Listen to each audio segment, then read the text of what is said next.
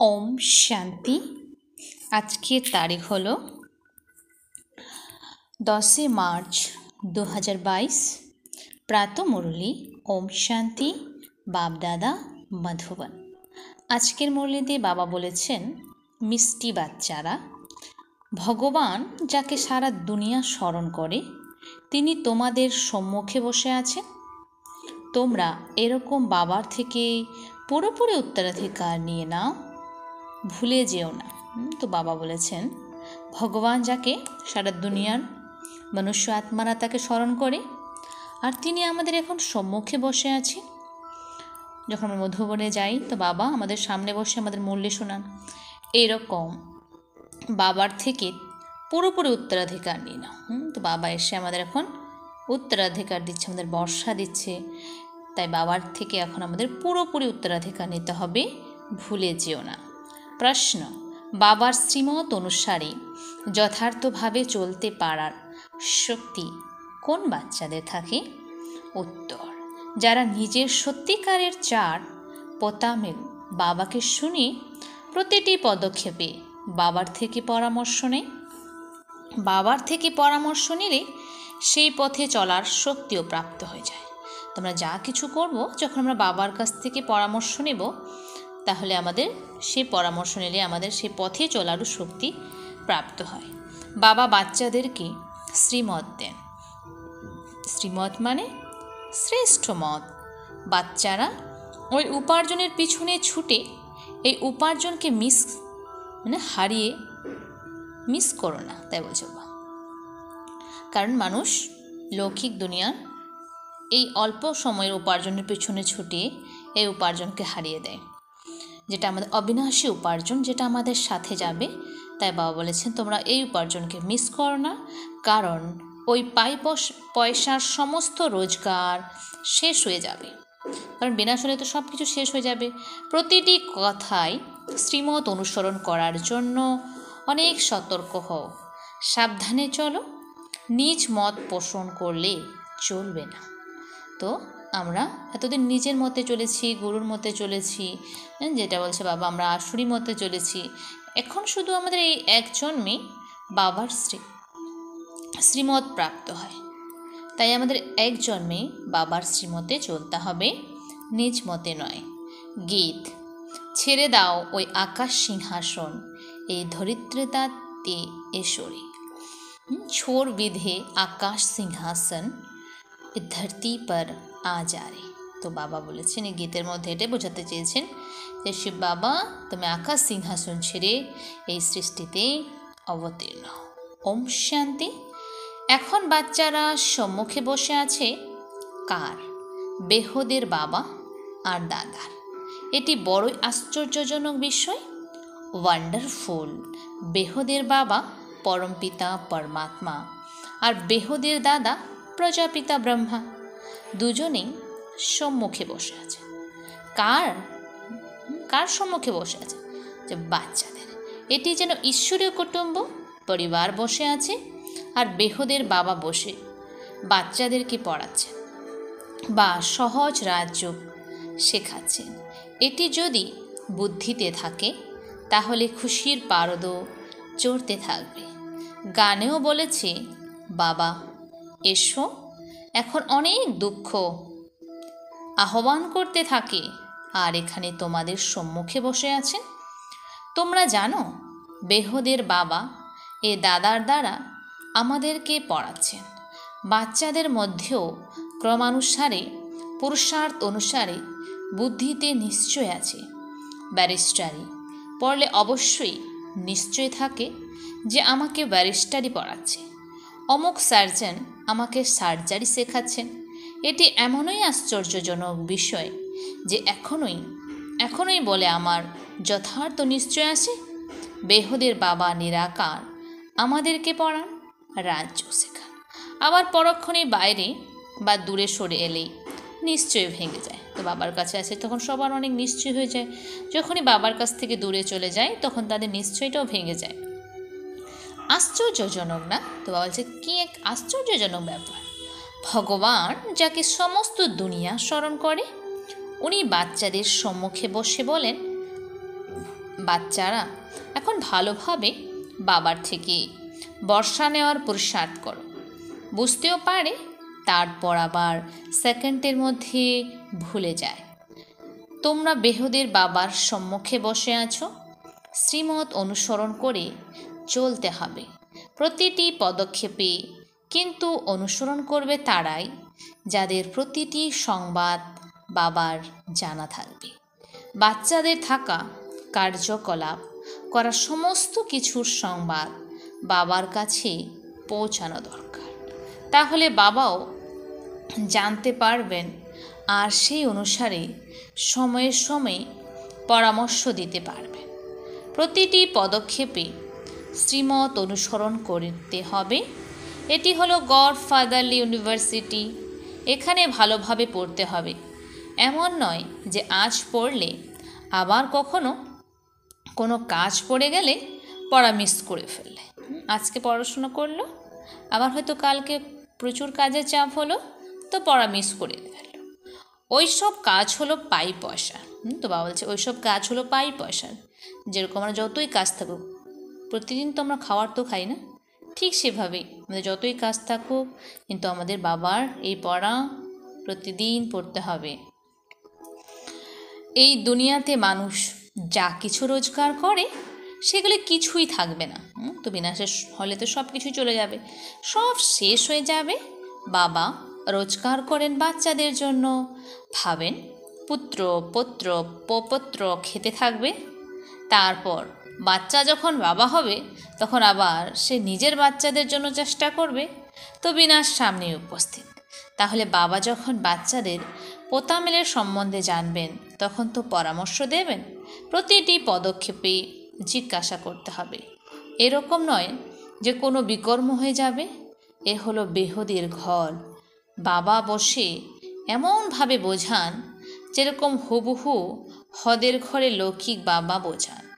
সব বাচ্চারা জানেন যে আমরা হলাম ব্রাহ্মণ।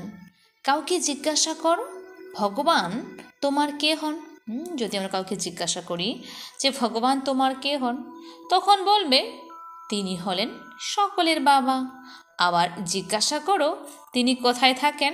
যদি বলা হয় যে ভগবান কোথায় থাকেন, তখন কি বলবে? তখন বলবে সর্বব্যাপী, সব জায়গায় ভগবান আছে। বেহুদের বাবাকে জানে না।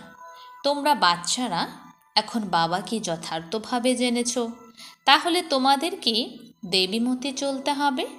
বাবা এসেছেন দেবী দেবতা বানানোর জন্য।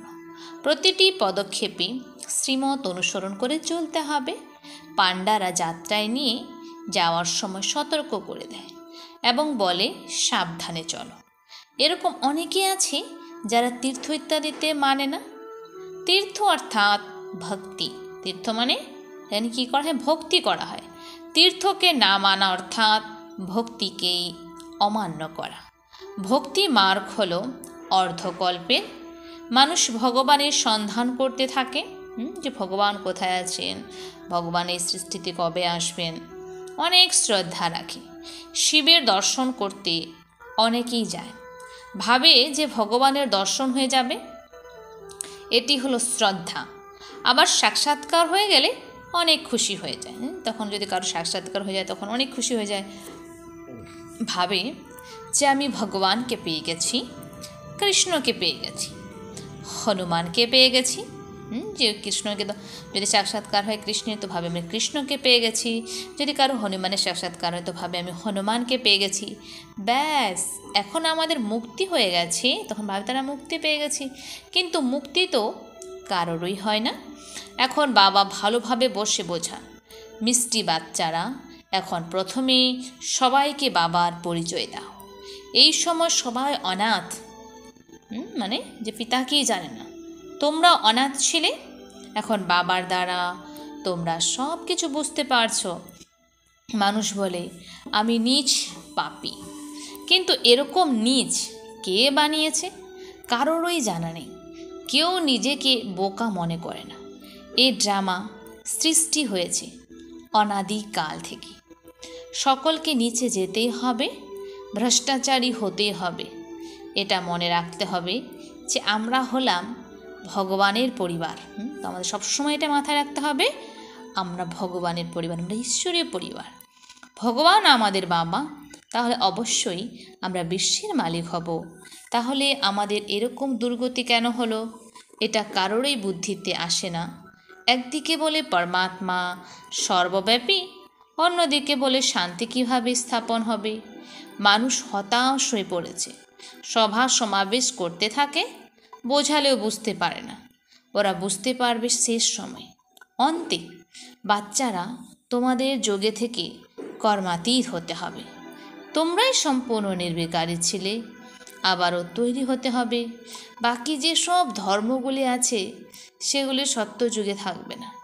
যারা সত্যযুগে ছিল তারা অনেক কাল আলাদা আছে, তাদের জন্যই বলা হয় হারানিধি। আত্মা পরমাত্মা আলাদা ছিল বহুকাল। বলেন আত্মা পরমাত্মা अलग रही बहुकाल, सुंदर मिला कर दिया जब सदगुरु मिला दलाल। তোমরা আত্মা পরমাত্মা কতদিন আলাদা ছিলাম? 5000 বছর। তো এটা হচ্ছে সেই সুন্দর মেলা যেখানে আত্মা আর পরমাত্মার মিলন হয়।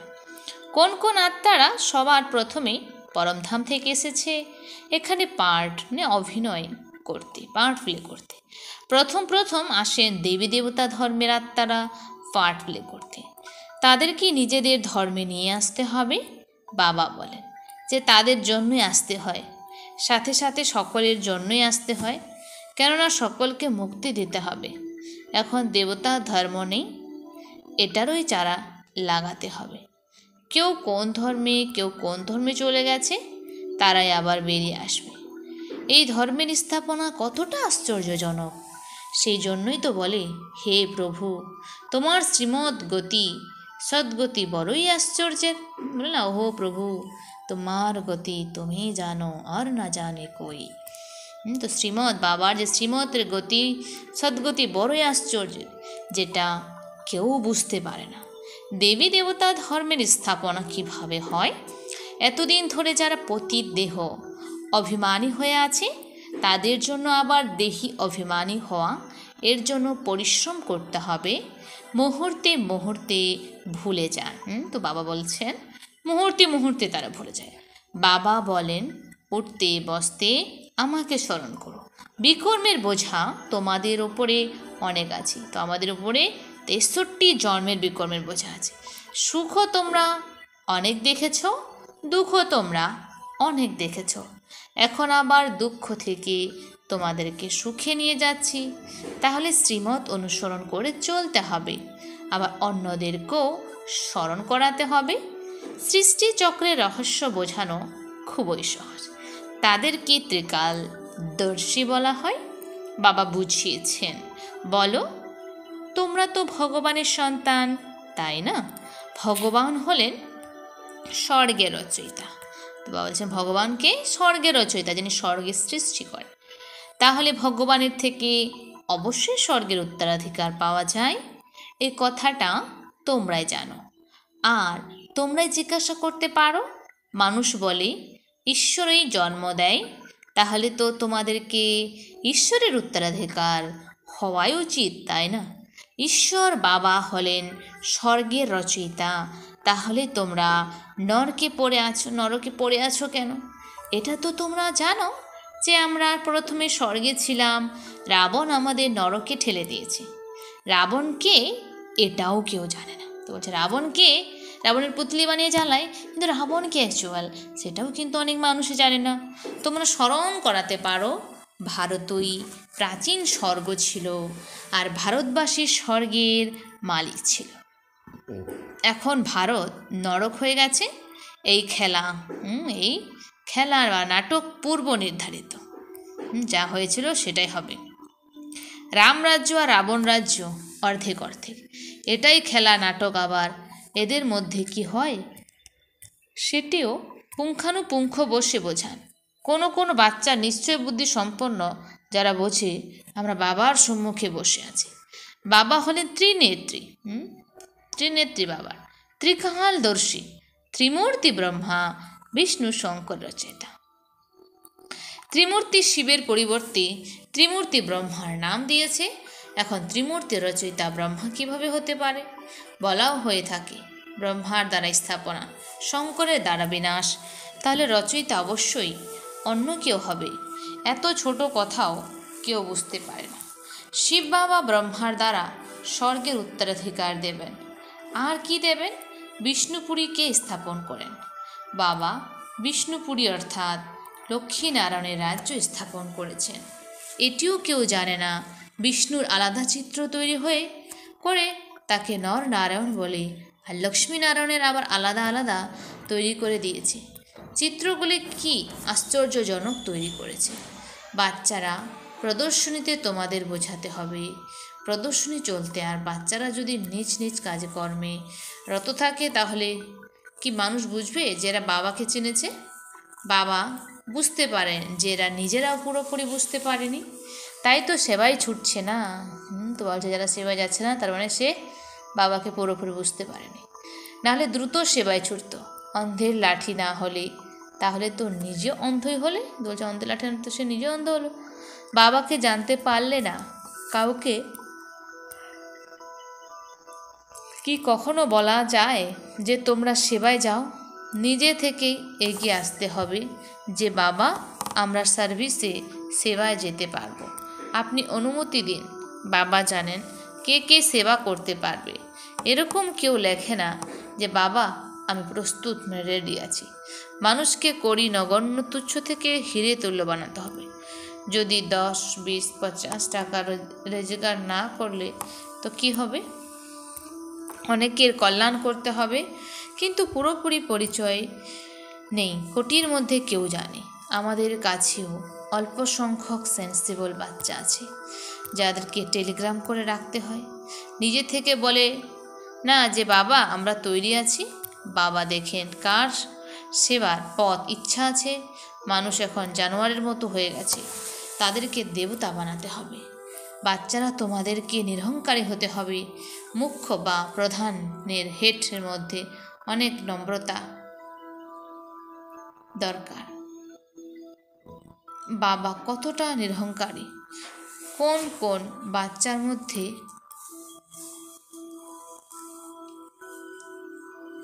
অনেক অহংকার থাকে, যেমন কর্ম আমি করব, আমাকে দেখে অন্যরাও করবে, তার দণ্ড আর অবস্থা নিচে নেমে যাবে। বাবা বলেন বাচ্চা তোমাদেরকে সব কিছু নিজের হাতে দ্বারা করতে হবে। বাবা কত সাধারণ রীতিতে বলান। মানুষ তো মনে করে তারা হলো সর্বশক্তিমান কিনা করতে পারে, কিন্তু বাবা বলেন আমাকে তো সার্ভেন্ট হয়ে আসতে হয়। আহ্বানও জানায় যে হে জ্ঞানের সাগর পতিত পাবন, এসো সুখের সাগর, এসো এসে আমাদের পতিতদেরকে পবিত্র বানাও।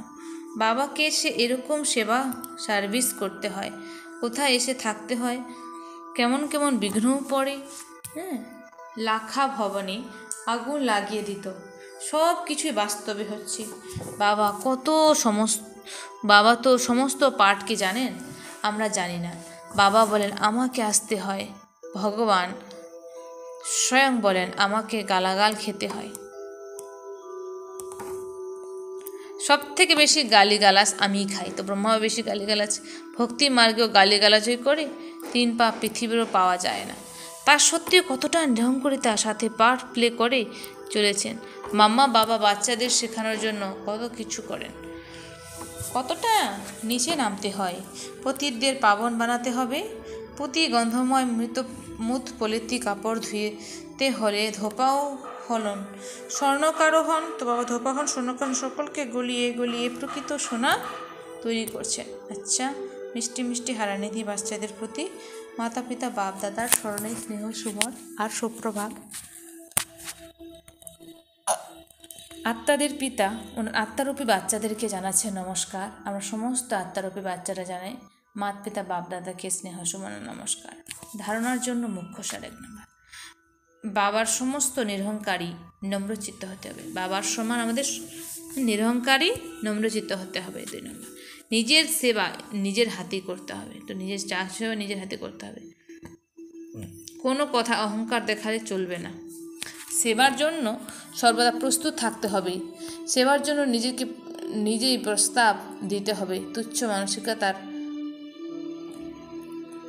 তো বলছি তুচ্ছ মানসিকতার মানুষদেরকে হিরে তুল্য বানানোর সেবা করতে হবে। বরদান, সম্পন্নতার আধারে সন্তুষ্টতার অনুভবকারী সদা তৃপ্ত আত্মা হব।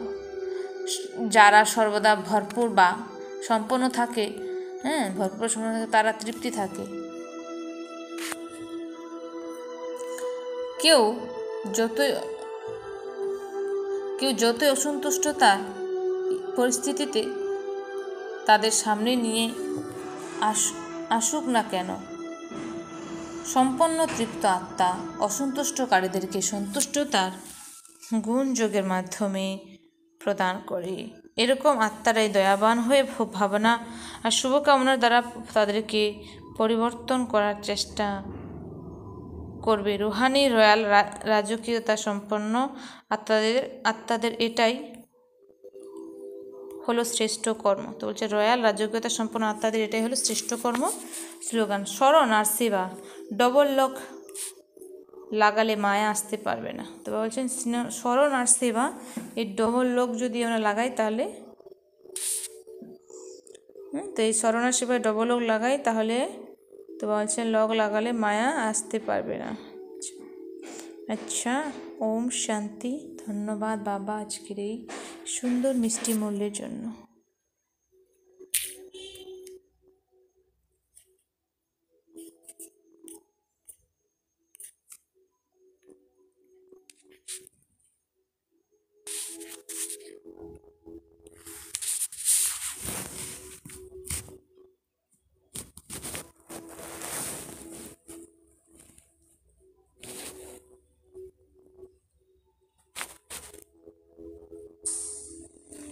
मिटा दे अपनी हस्ती को अगर कुछ मर्तबा चाहे कि दाना खाक में मिलकर गुले गुलजार होता है। तो सचमुच ये बात उन पर लागू होती थी कि मैंपन अपनी पर्सनैलिटी को टोटली कोई मर्ज कर दे। उसी को शिव बाबा इस प्रकार का संदेशी का पाठ देते हैं।